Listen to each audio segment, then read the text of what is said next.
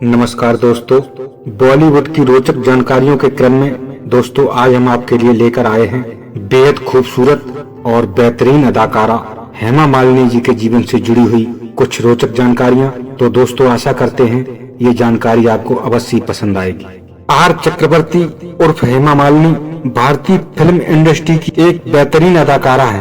प्रसिद्ध अभिनेत्री और नृत्यांगना हेमा मालिनी बॉलीवुड की उन गिनी चुनी अभिनेत्रियों में शामिल हैं जिनमें सौंदर्य और अभिनय का अनूठा संगम देखने को मिलता है। लगभग 4 दशक के कैरियर में उन्होंने कई सुपरहिट फिल्मों में काम किया। हेमा मालिनी को फिल्मों में उल्लेखनीय योगदान के लिए 1999 में फिल्म फेयर के लाइफ टाइम अचीवमेंट सम्मान से भी सम्मानित किया गया। दोस्तों, हेमा मालिनी जी का जन्म तमिलियन परिवार में 16 अक्टूबर 1948 को अम्मनकुडी तमिलनाडु में हुआ था। उनके पिता का नाम BSR चक्रवर्ती है। उनकी माता का नाम जया चक्रवर्ती है जो कि एक फिल्म निर्माता थी। हेमा मालिनी की शादी बॉलीवुड के माचो मैन अभिनेता धर्मेंद्र से हुई है। उनकी 2 बेटियां हैं, ईशा देओल और अहाना देओल। उनकी दोनों ही बेटियों की शादी हो चुकी है। सन्नी देओल और बॉबी देओल उनके 2 सौतेले बेटे हैं। दोनों ही फिल्म अभिनेता हैं। हेमा मालिनी को अपने शुरुआती कैरियर में कई बार रिजेक्शन का सामना करना पड़ा था। यहाँ तक एक बार तमिल निर्देशक ने उन्हें अपनी फिल्म में यह कहकर लेने से मना कर दिया था कि उनमें एक स्टार अपील नहीं है। हेमा मालिनी ने हिंदी सिनेमा में कई सालों तक बेहद संघर्ष किया। साल 1968 में उन्होंने राज कपूर निर्देशित फिल्म सपनों के सौदागर में अभिनय किया। फिल्म तो बॉक्स ऑफिस पर असफल साबित हुई, लेकिन अभिनेत्री के रूप में हेमा मालिनी को दर्शकों ने खूब सराहा। हेमा मालिनी को पहली सफलता वर्ष 1970 में प्रदर्शित फिल्म जानी मेरा नाम से हासिल हुई। इसमें उनके साथ अभिनेता देवानंद मुख्य भूमिका में थे। फिल्म में हेमा और देवानंद की जोड़ी को दर्शकों ने सिर आंखों पर लिया और फिल्म सुपरहिट रही। लेकिन हेमा मालिनी को प्रारंभिक सफलता दिलाने में निर्माता निर्देशक रमेश सिप्पी की फिल्मों का बड़ा योगदान रहा। उन्हें पहला बड़ा ब्रेक रमेश की ही फिल्म अंदाज 1971 से मिला। इसे महज सहयोग कहा जाएगा कि निर्देशक के रूप में रमेश सिप्पी की यह पहली फिल्म थी। इस फिल्म में हेमा मालिनी ने राजेश खन्ना की प्रेसी की भूमिका निभाई, जो उनकी मौत के बाद नितांत अकेली हो जाती है। अपने इस किरदार को हेमा मालिनी ने इतनी संजीदगी से निभाया कि दर्शक उस भूमिका को आज भी भूल नहीं पाए।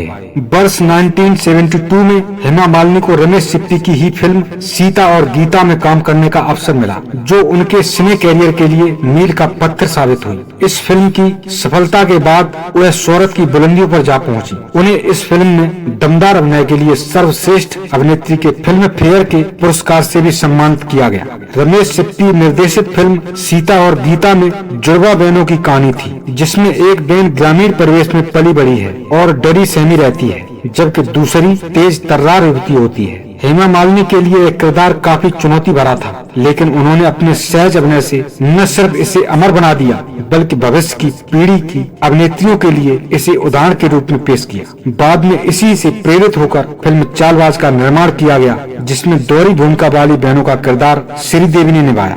हेमा मालिनी सीता और गीता से फिल्म इंडस्ट्री में शोहरत की बुलंदियों पर पहुंची, लेकिन दिलचस्प बात यह है कि फिल्म के निर्माण के समय निर्देशक रमेश सिप्पी नायिका की भूमिका के लिए मुमताज का चयन करना चाहते थे, लेकिन किसी कारण से वह यह फिल्म नहीं कर सके। बाद में हेमा मालिनी को इस फिल्म में काम करने का अवसर मिला। पर्दे पर हेमा मालिनी की जोड़ी धर्मेंद्र के साथ खूब जमी। यह फिल्मी जोड़ी सबसे पहले फिल्म शराफत से चर्चा में आई। वर्ष 1975 में प्रदर्शित फिल्म शोले में धर्मेंद्र ने बीरू और हेमा मालिनी ने बसंती की भूमिका में दर्शकों का भरपूर मनोरंजन किया। हेमा और धर्मेंद्र की यह जोड़ी इतनी अधिक पसंद की गई कि धर्मेंद्र की रियल लाइफ की ड्रीम गर्ल हेमा मालिनी उनके रियल लाइफ की ड्रीम गर्ल बन गई। बाद में इस जोड़ी ने चरस, आसपास, प्रतिज्ञा, रजिया सुल्तान, अली बाबा और 40 चोर, बगावत, आतंक, द बर्निंग ट्रेन और दोस्त आदि फिल्मों में एक साथ काम किया।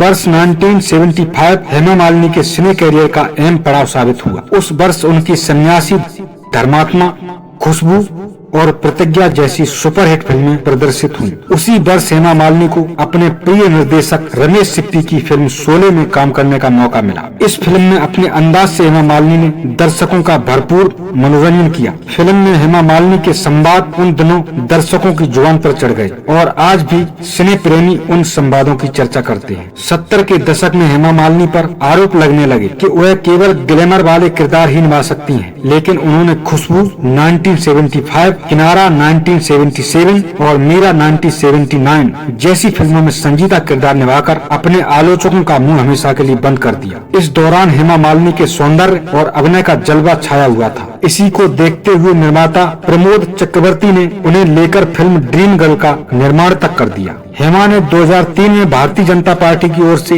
राज्यसभा सांसद बनकर अपने राजनीतिक कैरियर की शुरुआत की थी। वह वर्तमान में उत्तर प्रदेश के मथुरा से लोकसभा सांसद हैं। हेमा अपने कैरियर में अब तक कई पुरस्कारों से नवाजी जा चुकी हैं। हेमा को सन 2000 में भारत सरकार द्वारा पद्म श्री से सम्मानित किया जा चुका है। इसके अलावा हेमा मालिनी फिल्म फेयर के लाइफ टाइम अचीवमेंट अवार्ड से भी नवाजी जा चुकी हैं। तो दोस्तों, ये कहानी थी अपने जमाने की मशहूर सुपरस्टार हेमा मालिनी जी की। तो दोस्तों, आशा करते हैं आपको अवश्य ही पसंद आई होगी। दोस्तों, हेमा जी अभी तक पूरी तरह स्वस्थ हैं। उनके स्वस्थ जीवन के लिए हम सदैव भगवान से कामना करते हैं। और दोस्तों, इन्हीं शब्दों के साथ हम अपनी बात अब यहीं पर समाप्त करेंगे। और दोस्तों, मिलते हैं अगले वीडियो में ऐसी ही किसी रोचक जानकारी के साथ। तो दोस्तों, तब तक के लिए आप अपना ख्याल रखना। आपके सुखद और स्वस्थ जीवन के लिए हम सदैव भगवान से कामना करते हैं। तो दोस्तों, इन्हीं शब्दों के साथ हमें दीजिए इजाजत। धन्यवाद दोस्तों। जय हिंद, जय भारत।